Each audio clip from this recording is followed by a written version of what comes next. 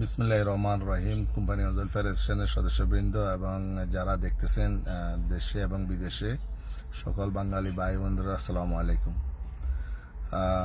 সর্বপ্রথম আমি ভারাক্রান্ত হৃদয়ে দুঃখ প্রকাশ করতেছি আমেরিকা যুক্তরাষ্ট্রের নিউ ইয়র্কের বাংলাদেশ সোসাইটির সম্মানিত সভাপতি কামাল আহমেদ ভাই গতকালকে ইন্তেকাল করেছেন এবং আজকে আবার বাংলা সোসাইটির আরেকজন কার্যকরী কমিটির সদস্য আজাদ বাকের ভাই ইন্তেকাল করেছেন।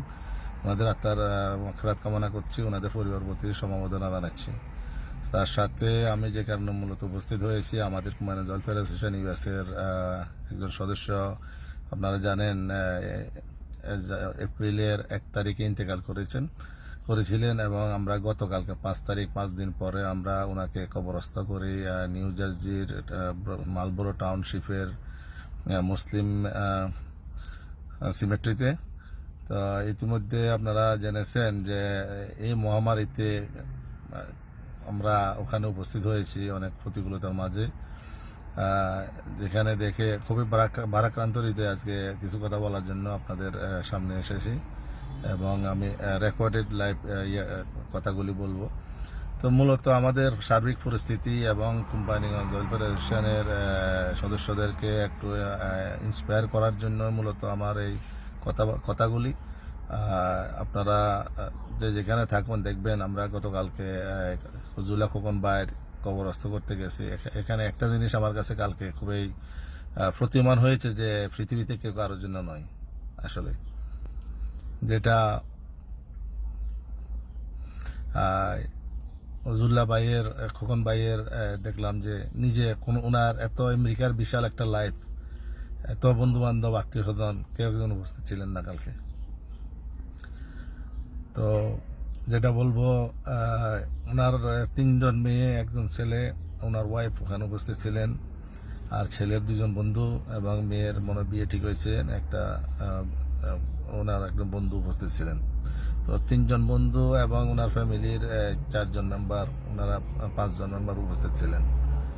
তো এই দেখেন, আর আমরা কোম্পানি ওয়েলফেয়ার অ্যাসোসিয়েশন থেকে আমরা 6জন উপস্থিত হয়েছি। আমি ধন্যবাদ জানাবো যে 65 ইয়ার্স ওল্ড আমাদের ভারপ্রাপ্ত সভাপতি আমাদের মাওলানা আব্দুল আলম জিয়াদিকে, উনি অনেক জীবনে ঝুঁকি নিয়ে আমাকে সঙ্গ দেওয়ার জন্য ওখানে চলে গেছেন এবং জানাজাও দিয়েছেন, ওখানে উপস্থিত ছিলেন। আমাদের ধন্যবাদ জানাবো আমাদের উপদেষ্টা নুরুল আলম সিদ্দিক মুন্নাকে। আমি ধন্যবাদ জানাবো কোম্পানিগঞ্জ ফোরামের সাধারণ সম্পাদক এবং কোম্পানিগঞ্জ ওয়েলফেয়ার অ্যাসোসিয়েশনের লাইভ মেম্বার মাওলানা নঈমউদ্দিনকে।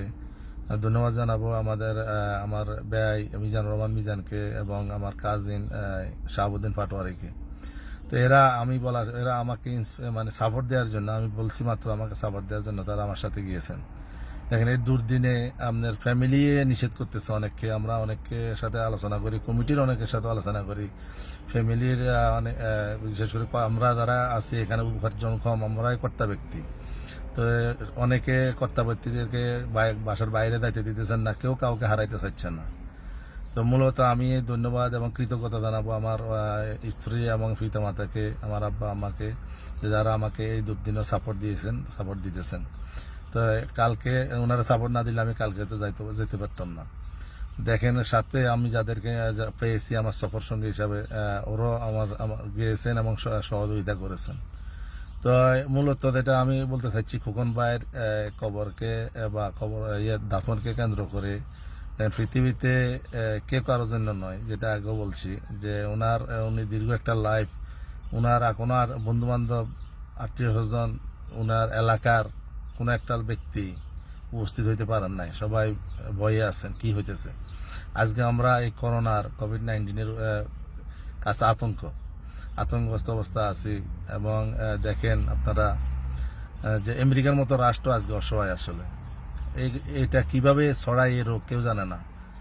ইতিমধ্যে আমরা হসপিটালগুলি দেখলে লাশের স্তূপ হয়ে পড়ে আছে, যেখানে দাফন করার জন্য দীর্ঘ লাইন ধরে থাকতে হয়। তো এই হিসাবে আমি সচেতন করার জন্য মূলত কিছু কথা বলতেছি আপনাদের সামনে। আপনারা সাবধানতা অবলম্বন করবেন, পরিবারের সাথে থাকবেন, এমন যে রাষ্ট্রে থাকুন, যেখানে থাকুন, রাষ্ট্রের এবং এলাকার নিয়ম কানুন মেনে চলবেন। রাষ্ট্রের যে আইন আছে, আইনকে সম্মান করবেন এবং আমরা যারা আছি পরস্পরের জন্য দোয়া করবেন, সবাই সবাইকে ক্ষমা করে দিবেন। কার কখন কিভাবে এই ভাইরাস ছড়ায় এটা আল্লাহ ছাড়া কেউ বলতে পারবে না। এখন পর্যন্ত কোনো এটার আবিষ্কার কিছু হয় নাই। যা আমরা নিজের মতো করে যে যার মতো করে সান্ত্বনামূলক বলতেছি। এই ভাইরাস আসলে মহামারী আকার ধারণ করতেছে। যেটা বাংলাদেশ আমি ইদানিং দেখতেছি একটা ট্রল করতেছেন সবাই, যে নাটকের মতো করে করতেছেন। আপনারা এখনো বুঝতে পারতেছেন আমরা আমেরিকার মতো রাষ্ট্রে থেকেও এখানে কয়দিন আগেও এরকম অনেকে কেয়ার করে না, কিন্তু এখন হসপিটালে লাশের স্তূপ, চিকিৎসার সর্বোচ্চ চেষ্টা করেও কেউ কিছু করতে পারতেছে না। তো আমাদের এরপরও আমাদের আপনারা যারা বাংলাদেশে এখনো সাবধানতা অবলম্বন করতেছেন না, আপনাদেরকে অনুরোধ করব আপনারা সাবধান হবেন, যে যেখানে আসেন সেফলি থাকবেন, ঘরের বাইরে যাবেন না প্রয়োজন ছাড়া একান্তই, এবং আত্মীয় স্বজন কেউ মারা গেলে অন্তত সাপোর্ট দিবেন, কথা বলবেন একান্তই। যদি আপনি সাহস করে থাকেন আপনি আসতে জানাতে যোগ দিবেন। এটুকু ইন্সপায়ার করার জন্য মূলত আমার এই ভিডিও। আপনারা যারা আছেন আত্মীয় স্বজন অন্তত সাপোর্ট পায়। আমি কালকে যে বাসায় আসার আগেই আমাকে কল দিল ফ্যামিলি যে আমাদের আমেরিকাতে কেউ নাই, আপনারা যে সাপোর্ট দিয়েছেন এটা আমি যে কৃতজ্ঞতা দেখেছি তাদের মুখে, এটাই সন্তুষ্টি। সর্বোপরি আল্লাহ সন্তুষ্টির জন্য আমরা কালকে ওখানে গিয়েছি। তো আমি আপনাদেরকে ধন্যবাদ জানাবো যারা আমাদেরকে কমেন্ট এবং আমার ভিডিওটা করছি আমি ইন্সপায়ার করার জন্য, যারা ফিউচারে আমাদের কোনো সদস্য মারা গেলে বা কোনো সদস্য আল্লাহ না করুক এফেক্টেড, কোনো পরিবার এফেক্টেড হলে আমরা তাদের পাশে দাঁড়াইতে পারি। তো সবাই সবার জন্য দোয়া করবেন। এবং আমাদের কুরবানি অর্গানাইজেশনে আরও কিছু সদস্য হসপিটালে আছেন, বাসায় অসুস্থ আছেন অনেকে, প্রত্যেকে আমরা দোয়া করি ওনারা যাতে তাড়াতাড়ি সুস্থ হয়ে যান।